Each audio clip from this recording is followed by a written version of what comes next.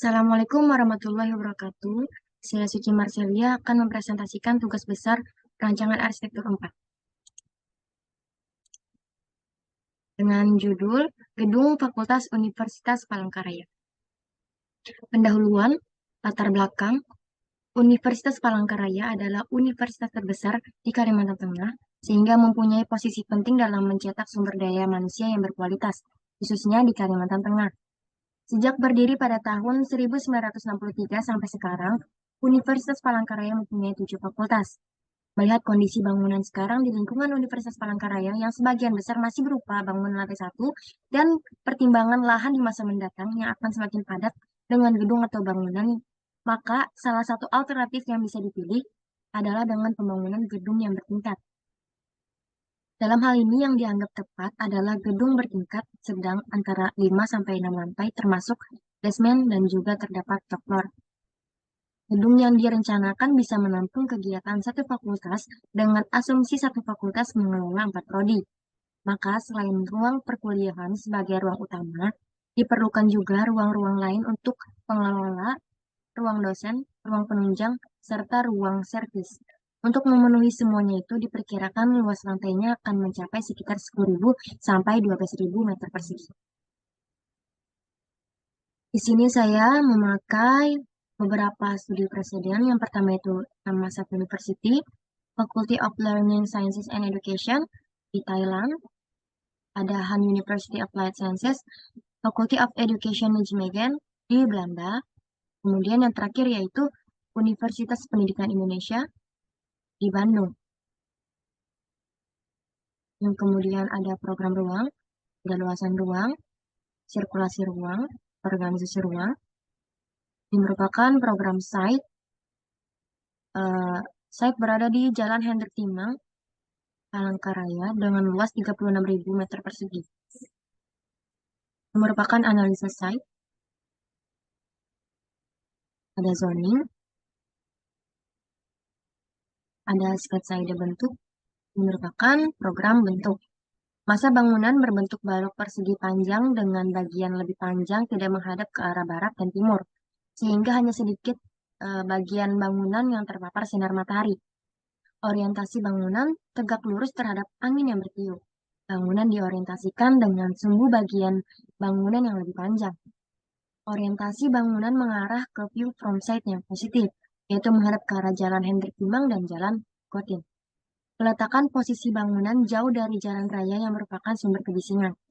Terdapat koridor dengan balkon pada sisi tenggara dan barat daya karena mengharap view positif, dan pada sisi tenggara terpapar sedikit sinar matahari, sedangkan pada sisi barat daya dapat ditambahkan sun shading sebagai secondary skin. Yang merupakan transformasi bentuk, saya di sini membaginya menjadi lantai ganjil dan lantai genap. Kemudian lantai ganjil dan lantai genap tersebut ditumpuk sehingga menciptakan fasad yang unik. Merupakan sketsa gubahan massa. Ini merupakan balkon sebagai tempat bersantai, berdiskusi. Ini merupakan ada ruangan yang berbentuk tabung setengah lingkaran pada lantai atas. Kemudian ada ada lobi pada bagian ruangan yang berbentuk tabung setengah lingkaran, bagian lantai satu. Kemudian ada balkon sebelah sini menghadap ke arah view positif sebagai tempat bersantai. Kemudian pada bagian sisi ini, barat daya, ditambahkan secondary skin dengan sun shading sebagai material dengan material kayu. Di sini terdapat side plan dengan skala 1:750. Di sini juga terdapat layout plan dengan skala 1:750. Di sini nomor 1 merupakan entrance, bagian 2 merupakan taman, bagian 3 merupakan bangunan aktif, bagian 4 merupakan parkir mobil, bagian 5 gazebo, bagian 6 parkir motor, bagian 7 lapangan bangunan utilitas, bagian sini, bagian 8 ada lapangan basket. Di sini merupakan nomor 9 jalan keluarnya, exitnya, dan nomor 10 dapat dilihat pada bagian ini yang merah ini merupakan pos satpam. Kemudian pada denah lantai 1 dengan skala 1:200. Di lantai 2 terdapat loket fakultas, loket jurusan, dan loket masing-masing prodi. Kemudian ada perpustakaan FKIP, ada tata usaha, ruang administrasi. Kemudian lantai 3 terdapat ruang dekan, ruang wakil dekan, ruang kajur, ruang kaprodi, dan ruang rapat besar. Kemudian lantai 4 ada auditorium, ruang seminar, dan ruang dosen pada masing-masing prodi. Kemudian lantai 5 terdapat lab lab komputer dan ruang kelas. Lantai 6 juga sama, merupakan lab dan ruang kelas. Pada top floor bisa dilihat. Kemudian pada berikutnya ada denah tipikal ruang. Ini merupakan ruang kelas. Ada denah lab komputer dan juga ruang dosen. Ini merupakan tampak depan dengan skala 1:200. Tampak belakang, tampak samping kanan dan kiri. Ini merupakan potongan AA dengan skala 1:200. Potongan BB merupakan perspektif eksterior. Perspektif interior ada ruang kelas, ruang lab, komputer, dan ruang dosen. Merupakan ada perspektif interior lobi dan taman indoor. Ada detail khusus bangunan, khusus kulit bangunan. Pada bagian lobi menggunakan material kayu dengan bentuk tabung setengah lingkaran. Kulit bangunan pada sisi kiri dan kanan menggunakan material kayu sebagai railing balkon. Koridor balkon dengan permainan bentuk lengkungan, selang-seling pada tiap lantai. Pada railing balkon ditambahkan vegetasi. Kemudian pada bagian sisi ini ditambahkan secondary skin agar meminimalisir paparan sinar matahari karena sisi kiri bangunan mengarah ke bagian barat.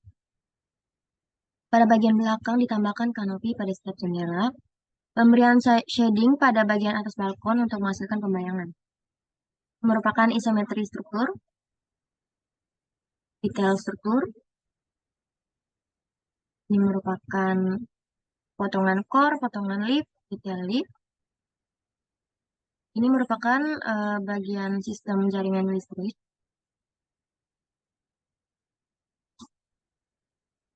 Kemudian sistem pemipaan, sistem pengkondisian udara AC sentral, water cooled chiller, ini juga. Ini merupakan sistem pemadam kebakaran aktif dan pasif.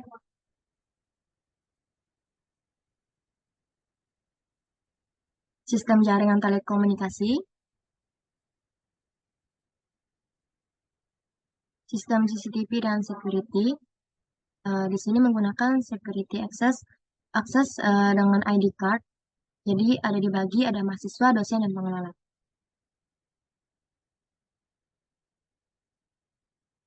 Ada sistem jaringan sound system. Dan yang terakhir, sistem pengelolaan sampah. Dapat dilihat pada sampah tiap lantai, kemudian diangkut ke sap sampah, kemudian ruang sampah, diangkut ke TPS, kemudian selanjutnya diangkut truk sampah yang menuju ke TPA, tempat pemrosesan akhir. Sekian presentasi dari saya. Berikut merupakan video animasi.